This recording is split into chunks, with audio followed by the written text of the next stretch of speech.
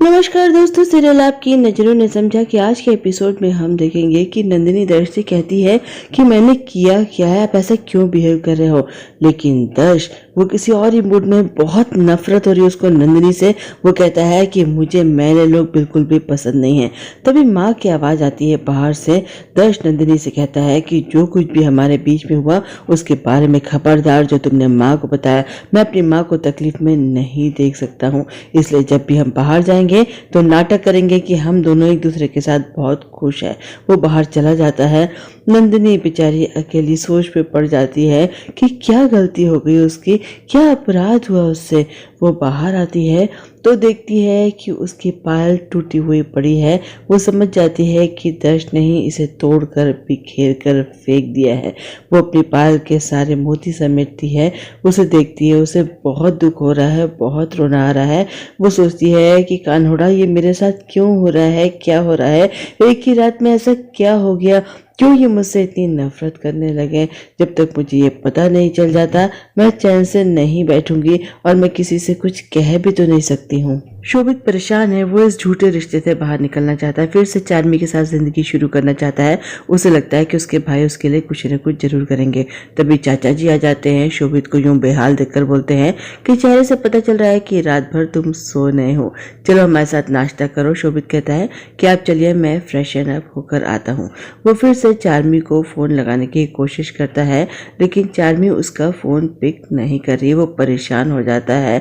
वो सोचता है कि भाई प्लीज कुछ करो, मुझे आप पर पूरा भरोसा है, मुझे इस झूठे रिश्ते से बाहर निकालो। मैं उस लालची लड़की के साथ अपनी पूरी जिंदगी नहीं काट सकता। उसे भी लगता है कि नंदिनी ने झूठे रिश्ते में उसे जानबूझकर फंसाया है अपने स्वार्थ के लिए, और भाई उसे इससे जरूर बाहर निकालेंगे। नाश्ते की टेबल पर पूरा परिवार दोनों नए जोड़ों का इंतजार कर रहा है। तभी गुन वहां पर आती है, आंखों पे गॉगल्स चढ़ा रखा है, ऊट पटांग से कपड़े हैं और ऊँघ रही है। हाथ में वो चाय की ट्रे लेकर आई है। सोचती है शादी के बाद कितना काम करना पड़ता है, सुबह सुबह सबके लिए चाय लेकर आओ। लेकिन अपनी टेबल की जगह वो किसी और की टेबल पर चल पड़ती है। नम्रता देखती है, कहती है ओ हेलो, वहां पर हम नहीं है, हम लोग सब यहाँ पर है। देखती है गुन तो झेप जाती है, कहती है सॉरी। वो वापस उस टेबल पर आती है जहाँ पर रावल परिवार बैठा हुआ है। उसने आंखों पर गॉगल्स चढ़ा रखे हैं। नम्रता कहती है कुछ लोगों को लगता है कि गॉगल्स पहनने से वो अमीर लगते हैं। राजवी कहती है कि गुन चलो आओ बैठो, हमारे साथ नाश्ता करो। और नंदिनी कहाँ है, वो नजर नहीं आ रही है। गुन समझ जाती है कि उसकी ननद रानी नम्रता उस पर व्यंग कर रही है, लेकिन वो कुछ कहती नहीं है। तभी राजवी देखती है कि गुन भी आ रही है और शोभित भी आ जाता है। शोभित अपने भाई की ओर देखता है, कहता है कि भाई कल रात की बात आपको याद है ना। दर्श यूं दिखाता है जैसे कुछ हुआ ही नहीं है। वो कहता है अरे भाई रात की बात मत कर, कहीं चाचा जी ने सुन लिया ना तो हम दोनों की अच्छी खासी खिंचाई हो जाएगी, चल बैठकर नाश्ता कर। शोभित हैरान रह जाता है, उसे लगता है दर्श कितना खुश नजर आ रहा है। तभी नंदिनी भी आ जाती है, सब उसको देखकर बहुत खुश होते हैं। राजवी उसे कहती है कि चलो आओ बैठो, हम सबके साथ बैठकर नाश्ता करो। नंदिनी को समझ में नहीं आता कि मैं कहाँ बैठूं, लेकिन फिर वो जाकर दर्श के बगल वाली कुर्सी में बैठ जाती है। दर्श मुस्कुराते हुए उससे धीरे से कहता है कि चेहरे पर स्माइल रहनी चाहिए, माँ को नहीं पता चलना चाहिए जो कुछ भी हमारे बीच में हुआ है, उन्हें यही लगना चाहिए कि हमारे बीच में बहुत प्यार है। और वो कहता है माँ पहली रसोई की रस्म यही होटल में होगी क्या। नंदिनी कहती है कि हाँ, ये रस्म अगर होटल में होगी तो कोई बात नहीं, मैं यहीं पर कुछ बना दूंगी। दर्श कहता है गुड, बस ऐसे ही एक्टिंग करते रहना। और चेहरे पर स्माइल है कि नहीं, तुम्हारे चेहरे पर स्माइल होना बहुत जरूरी है। शोभित अपने भाई और भाभी को देखता है, उसे लगता है दोनों कितने खुश हैं। उसे लगता है कि भाई उसके बारे में सोचना भूल गए हैं, वो अपनी जिंदगी में खुश हैं। राजवी कहती है कि पहली रसोई की रस्म भी हो जाएगी, लेकिन उससे पहले मैं कुछ कहना चाहती हूँ अपनी नई बहुओं से। आज से तुम दोनों रावल परिवार की सदस्य हो और रावल परिवार की पूरे देश में बहुत इज्जत है।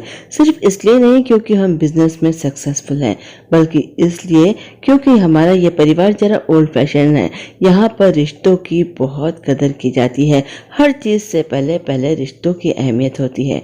दादाजी कहते हैं कि बिल्कुल ठीक कह रही है राजवी बहू, मेरे माता पिता यानी कि दर्श के परदादा दादी 69 साल तक एक दूसरे के साथ थे और एक दूसरे के साथ बहुत खुश थे। दर्श की दादी 45 साल ही मेरा साथ निभा पाई, मुझे छोड़कर चली गई, लेकिन हमारा रिश्ता भी बहुत खूबसूरत था। तो मेरे बच्चों, मैं तुम्हें ये समझाना चाहता हूँ कि रिश्तों को निभाने के लिए एक जिद होनी चाहिए, जुनून होना चाहिए। रिश्ते तोड़ना बहुत आसान है। आजकल छोटी छोटी बात पर लोग एक दूसरे को छोड़ने की सोचते हैं, लेकिन ये सही नहीं है। रिश्ते निभाने के लिए होते हैं। राजवी कहती है कि बाबूजी, इन दोनों की कल ही शादी हुई और हम इन्हें क्या बोरिंग सी बातें समझाने के लिए बैठ गए हैं। शोभित से ये सब कुछ बर्दाश्त नहीं हो रहा है, वो उठ के जाने लगता है। दर्श उसे रोकता है, कहता है, शोभू कहाँ जा रहा है, चल सबके साथ बैठकर नाश्ता कर।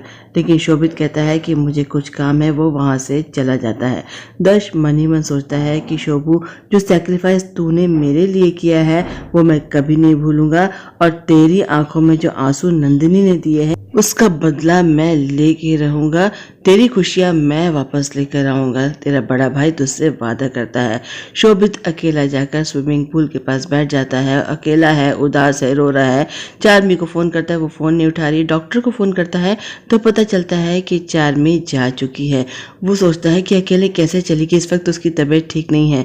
तभी उसके सामने जैसे उसका प्रतिबिंब आ जाता है। वो उसे उस एक्सीडेंट की याद दिलाता है जो शोभित के हाथ हुआ था, जिसमें दर्श की आंखें चली गई थी। वो उससे कहता है कि तू कितना बड़ा स्टूपिड है। अरे कब तक उस गिल्ट को लेकर जीता रहेगा। तेरा भाई इतना भी सीधा नहीं जितना तू समझता है। तूने देखा ना, उसे जो चाहिए था उसे मिल गया। वो तो नंदिनी से प्यार करता था, उसकी शादी हो गई, लेकिन तू एक जबरदस्ती के रिश्ते में फंस चुका है। और अब तो तेरे बड़े भाई को सब कुछ पता है ना, तो वो क्या कर रहा है तेरे लिए। अरे वो तो अपनी बीबी के साथ बहुत खुश है, उसे इस बात से कोई फर्क नहीं पड़ता कि तू अकेले यहाँ बैठकर आंसू बहा रहा है। शोभित का जैसे दिमाग फिर जाता है, वो मन ही मन सोचता है कि भाई, आज तक आपने मेरा प्यार देखा है, सैक्रिफाइस देखा है, लेकिन आज से आप एक नए शोभित को देखेंगे। मैं अगर खुश नहीं रह सकता, चार्मी मुझे नहीं मिल सकती, तो मैं नंदिनी और आपको भी खुश नहीं रहने दूंगा। मैं ऐसे सारे काम करूंगा जिससे आपके और नंदिनी के बीच में दूरियां बढ़ती चली जाएंगी। आप दोनों कभी भी एक दूसरे के साथ खुश नहीं रह पाओगे। इधर हम देखेंगे कि दर्श एक मटकी लेकर जाता है और समुद्र में अपने रिश्तों की राख को बहा देता है और कहता है कि आज से मेरा और नंदिनी का रिश्ता सिर्फ नाम मात्र का है, दिखावे का है। मुझे अपने छोटे भाई की जिंदगी में खुशियां वापस लानी है। नंदिनी हैरानी से देखती है कि दर्श ये सब कुछ क्या कर रहा है। बस आज इतना ही, कल फिर मिलते हैं। आप मेरे चैनल को लाइक करें, शेयर करें, सब्सक्राइब करें। मैं चलती हूँ, बाय।